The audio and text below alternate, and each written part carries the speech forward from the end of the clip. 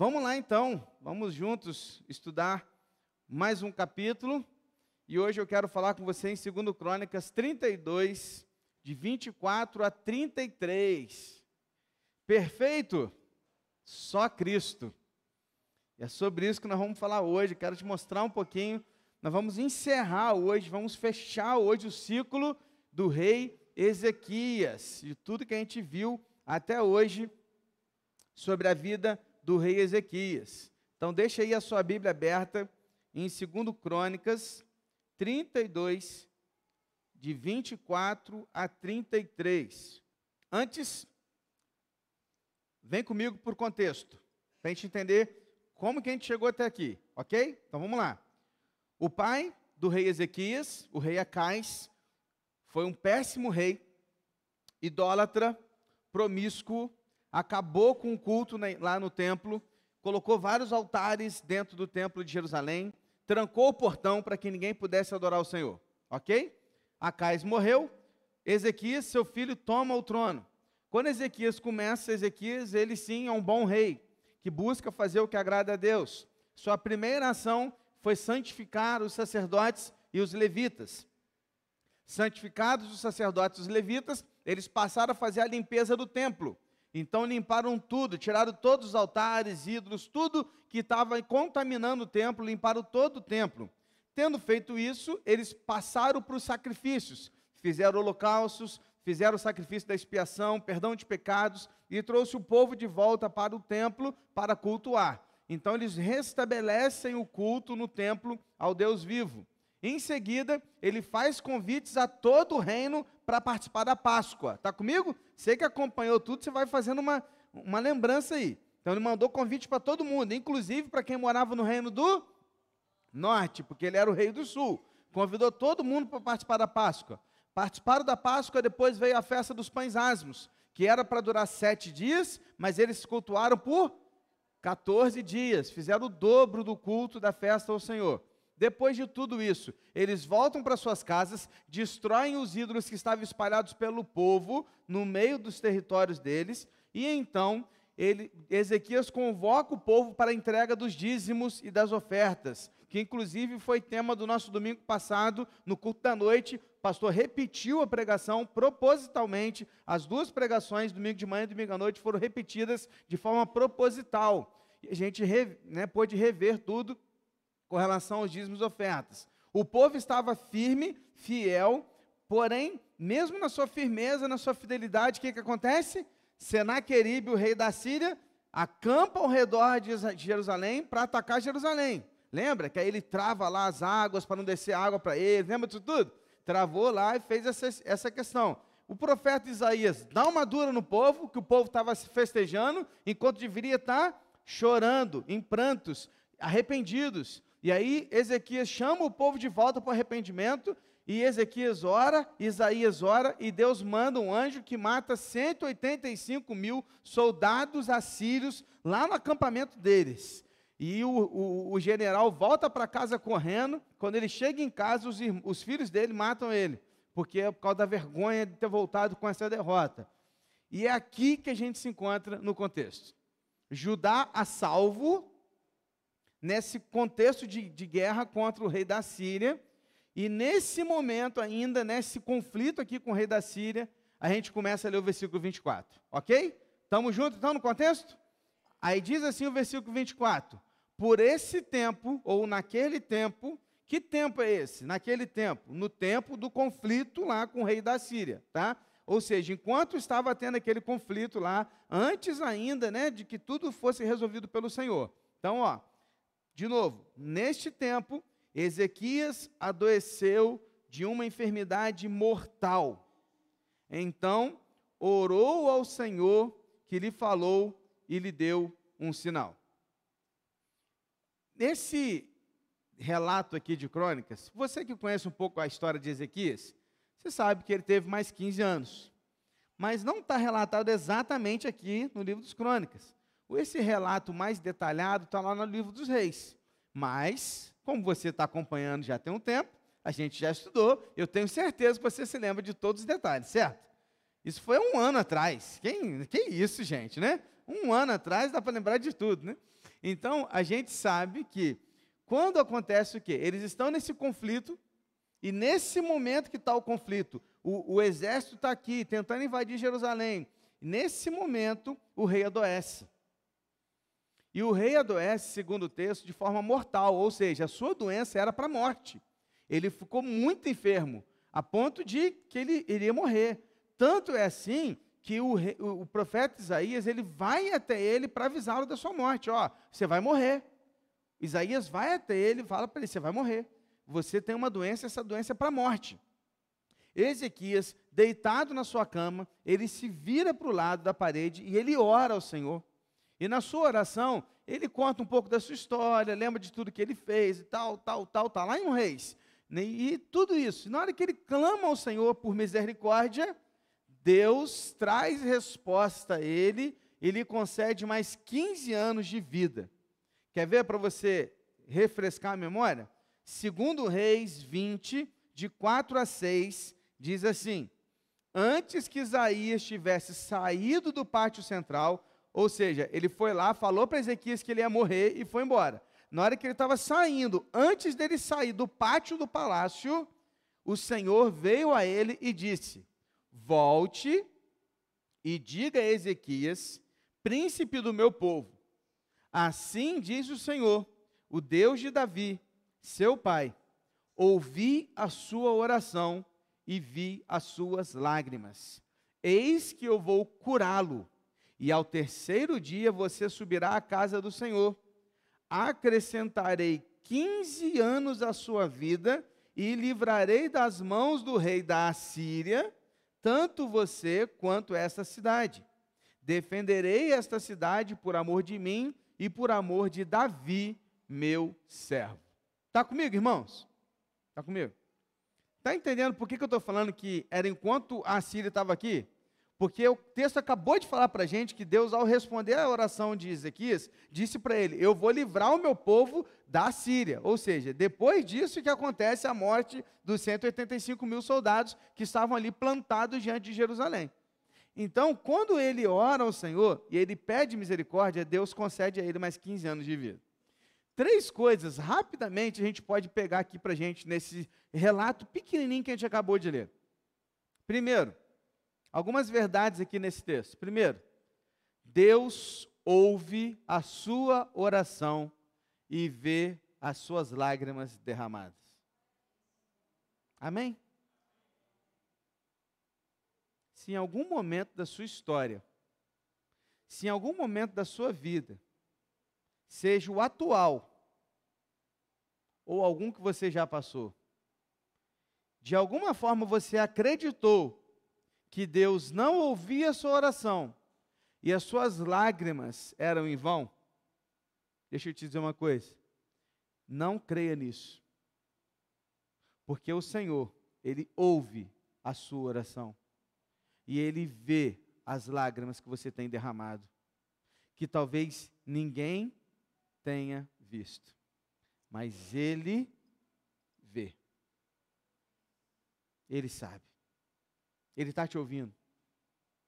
A irmã Eunice começou aqui a sua introdução do culto hoje falando isso. Às vezes ele não respondeu, né, porque a gente tem pouca fé. Não, é porque a vontade é dele. Ele está te ouvindo. Qual vai ser a resolução daquilo é com ele.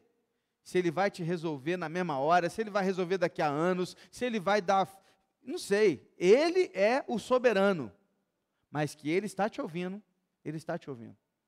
E nenhuma das suas lágrimas caiu em vão. Nenhuma. Porque Ele vê. E olhe que a sua promessa lá no Apocalipse é de que um dia Ele mesmo enxugará dos nossos olhos toda lágrima. Amém, irmãos? Você crê nisso? Uma segunda verdade que está nesse texto é que a decisão de fazer ou não fazer é dele, apenas dele. Ponto. Não questione a vontade de Deus. Ele poderia ter dito não a Ezequias e falado: você vai morrer assim mesmo. Ele poderia ter falado. Qual outro relato na Bíblia você ouve de alguém que teve mais 15 anos de vida além de Ezequias? Ou seja, tantos quantos outros que passaram por dificuldades e choraram diante de Deus. Davi, por exemplo, quando pecou com Batsebá, teve um filho, e Deus disse que aquele filho ia o quê? Morrer. O texto também nos diz que a partir daquele momento que ele ouviu isso do Senhor, ele se arrependeu, e disse lá no Salmo 51, contra ti somente pequei, e ele clama ao Senhor, ele ora ao Senhor, ele vai para o templo, e ele começa a orar. Ele ora, ele jejua, ele não come nada, ele chora, ele ora, ele pede, ele clama, e a resposta de Deus foi? Não.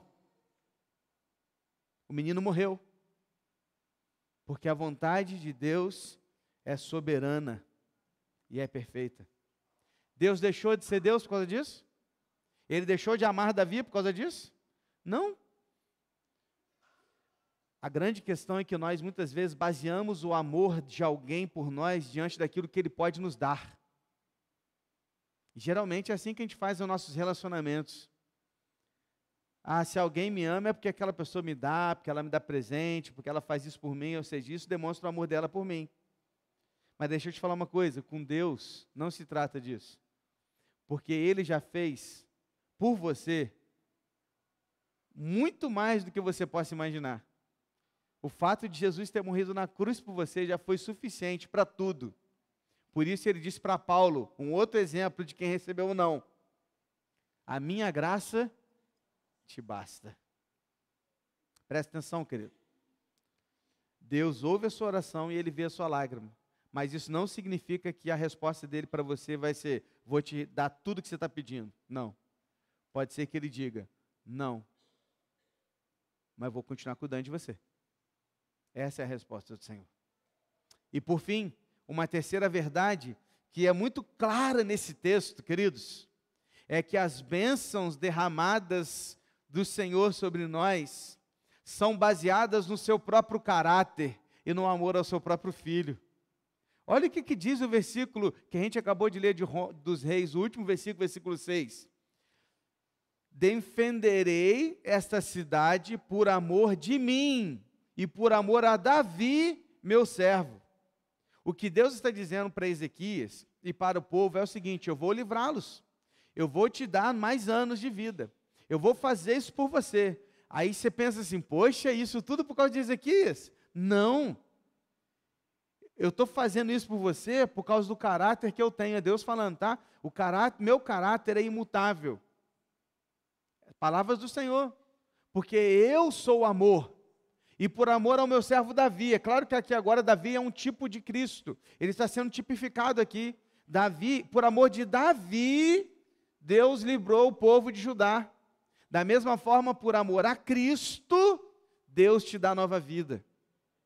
Não é por causa de você não, filhão. Já viu aquela música evangélica que fala assim: você não vale nada, mas eu gosto de você?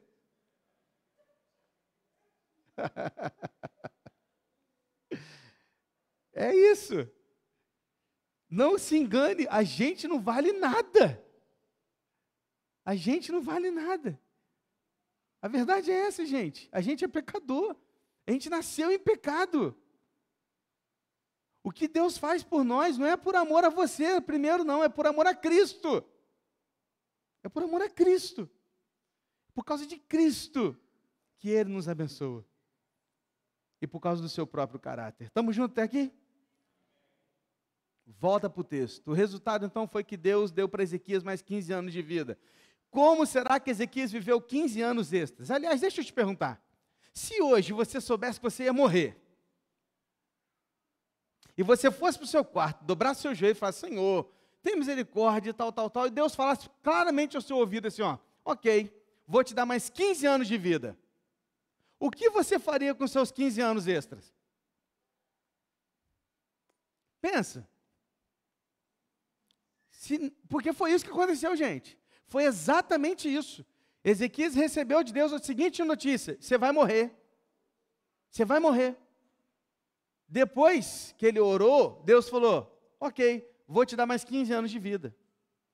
Estava claro para Ezequias que ele iria morrer naquele dia. A partir daquele momento ele ganhou 15 anos extra. O que você faria com 15 anos a mais, dos quais você não teria, mas porque Deus te deu? Você para pensar um pouquinho? O que você acha que Ezequias fez? Vamos olhar? Olha o que diz o versículo 25. Mas Ezequias não correspondeu aos benefícios que lhe foram feitos, pois o seu coração se exaltou. Por isso veio grande ira sobre ele, sobre Judá e Jerusalém. Parece inacreditável, mas Ezequias foi tomado em seu coração por ingratidão, arrogância, orgulho, como se ele tivesse pensado: eu recebi mais anos de Deus porque eu sou bom. E por causa disso, eu estou vivendo mais. E a partir desse momento, eu exalto o meu coração, eu inflo, e agora eu me acho cara. E o texto no versículo 25 deixa claro que ele não correspondeu aos benefícios que lhe foram feitos. Talvez para alguns estudiosos e pensadores, a resposta fosse: era melhor ter morrido naquele dia. Era melhor ter morrido naquele dia, ia ter morrido na alta. Sabe quando você ouve aquele assim: é hora de parar, para lá em cima, melhor do que você parar lá embaixo, sabe? Jogador, essas coisas. Ele não parou na alta. Ele recebeu mais 15 anos e o coração dele se encheu de orgulho. E a ira do Senhor caiu sobre ele, sobre Judá e sobre Jerusalém. Temos a tendência de julgar Ezequias pela atitude que ele tomou. Mas quantas vezes você e eu não fazemos o mesmo, queridos? Presta atenção. Não permita que as bênçãos do Senhor sobre a sua vida te faça acreditar que é tudo mérito seu e que você não precisa ser grato e fiel a Deus. Infelizmente, muitas pessoas idolatram as bênçãos do Senhor e passam a amar mais as bênçãos que o próprio Deus. Muitos começam a acreditar que tudo é por mérito próprio. Querido, presta atenção, eu não estou aqui desmerecendo o trabalho de ninguém, nem dizendo para você que você não precisa desenvolver mais a sua vida, que você não tem que ter com medo do suor do seu trabalho. Não é isso não, querido. Muito pelo contrário. Muito pelo contrário. Você tem que ralar mesmo. Ralar é muito, trabalhar, se dedicar, estudar, fazer tudo que você puder. Mas tenha convicção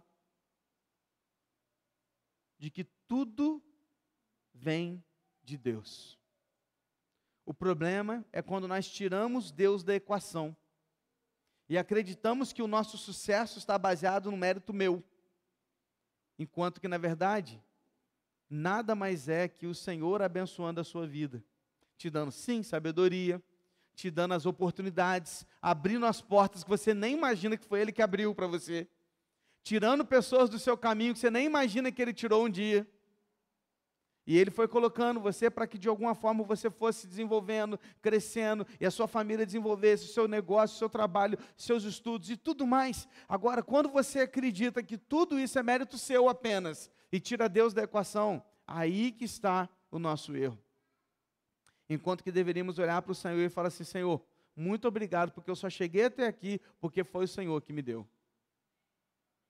Eu só cheguei até aqui porque é o Senhor que está comigo. É muito triste quando uma pessoa é abençoada por Deus e faz dessa bênção o seu ídolo. Tem pessoas que idolatram a bênção, recebem do Senhor e passam a idolatrar aquilo que eles receberam.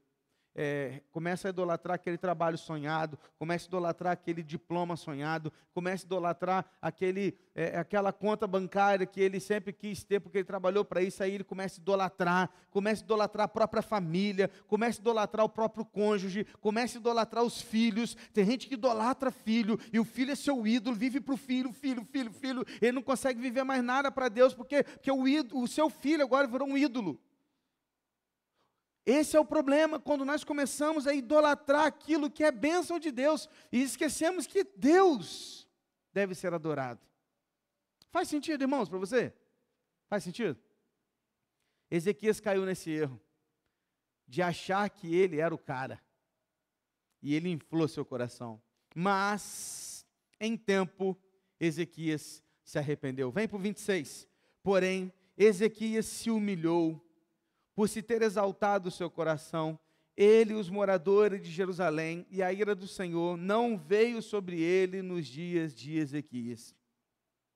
Ezequias caiu em si, se humilhou por ter exaltado o seu coração. A palavra hebraica traduzida aqui pode ser traduzida para arrependeu-se ou humilhou-se, mas a raiz aqui está na raiz da humildade, a raiz da entrega, é o mesmo termo utilizado em 2 Crônicas 7,14, quando fala assim, o meu povo que se chama pelo meu nome, se humilhar, é a mesma palavra no hebraico, que Ezequias está se humilhando, está se arrependendo, está se quebrantando, e porque ele faz isso, Deus ouve mais uma vez a sua oração e livra-o, assim como o seu povo, dos males que ele estava trazendo para si por causa das suas atitudes do coração. A questão, queridos, sabe qual que é? O que eu falei com vocês desde o início? Lá atrás, quando a gente começou a estudar o livro de Crônicas.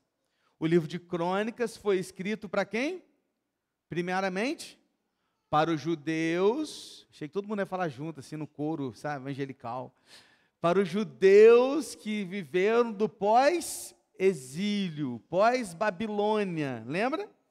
E por isso, o autor dos Crônicas estava trazendo informações e toda a teologia para que eles soubessem que se eles andassem no caminho certo, Deus os abençoaria.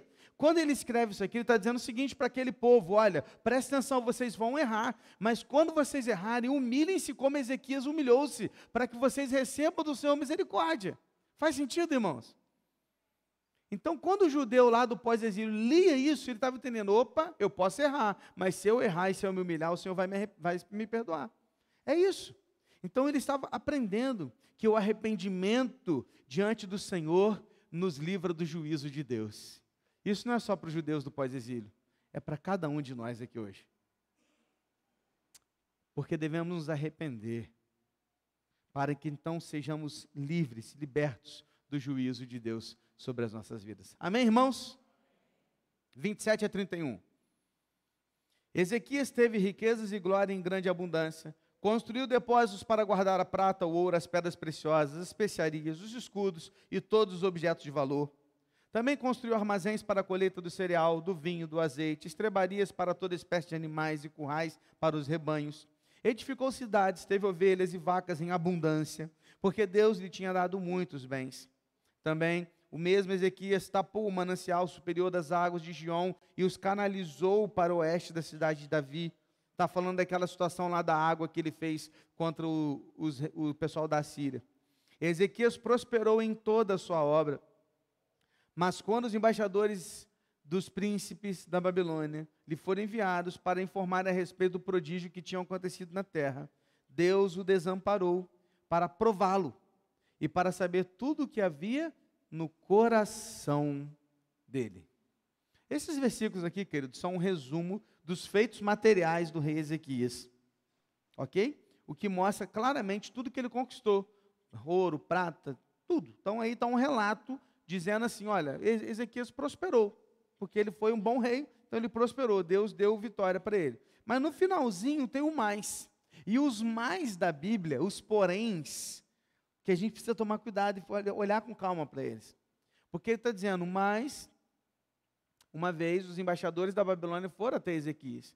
E quando eles foram até Ezequias, Deus deixou que ele ficasse lá, e era como que o texto está dizendo assim, ó, Deus ficou lá, deixou Ezequias, ficou olhando, para ver, quero ver o que ele vai fazer agora.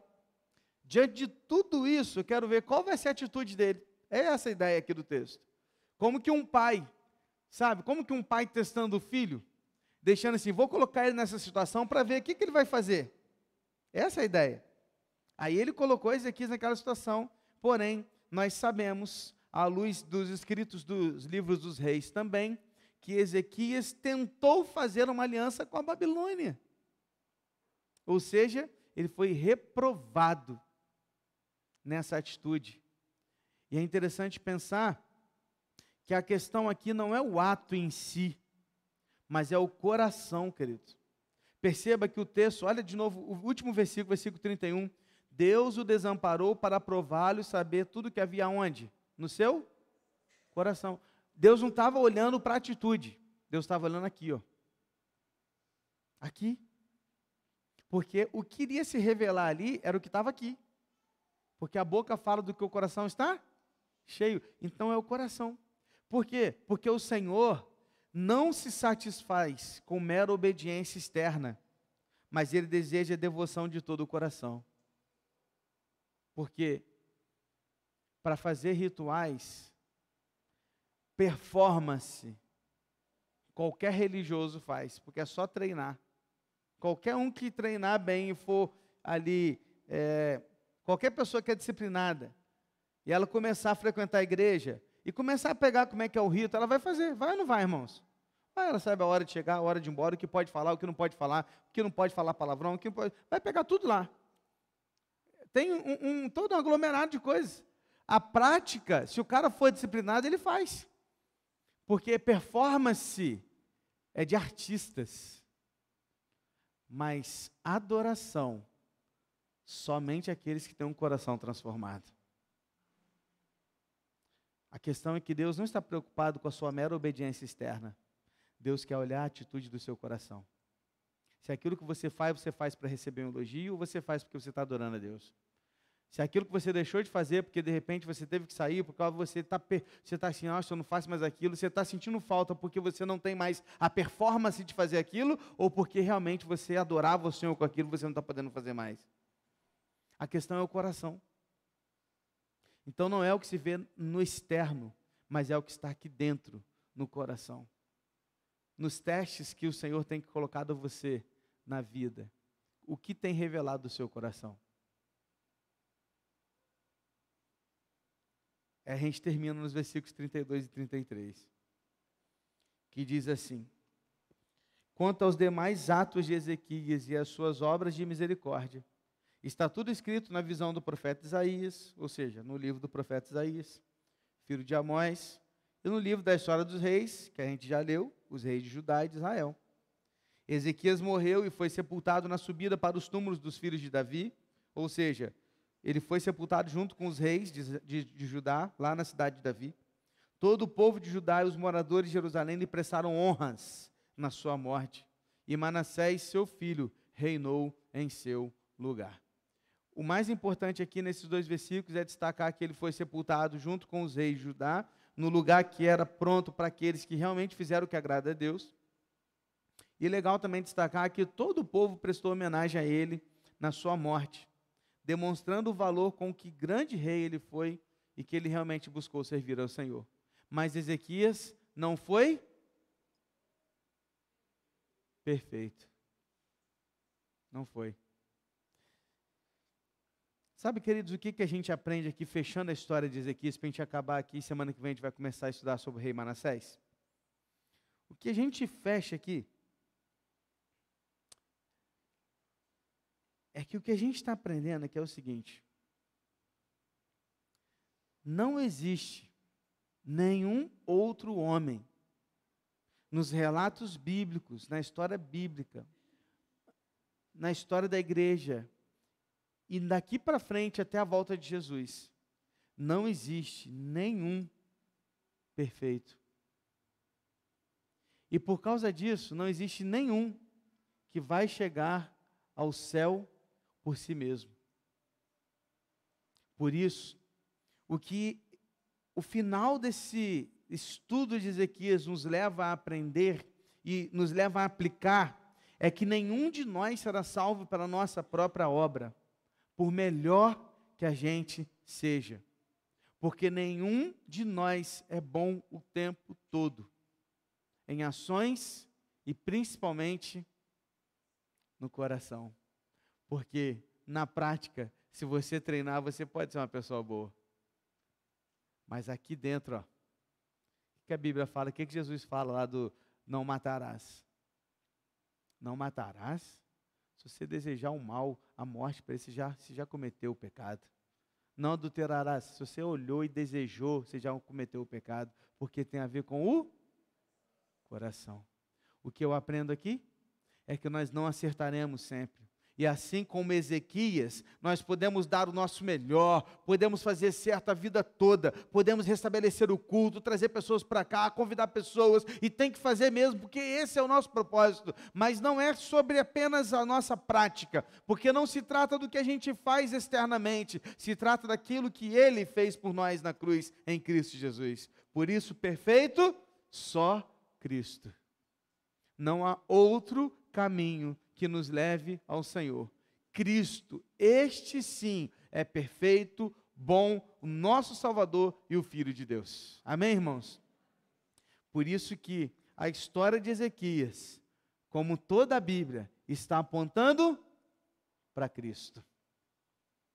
Está nos mostrando que é Cristo quem é o verdadeiro Rei, e que Ele sim deve ser exaltado, glorificado e adorado para todo sempre.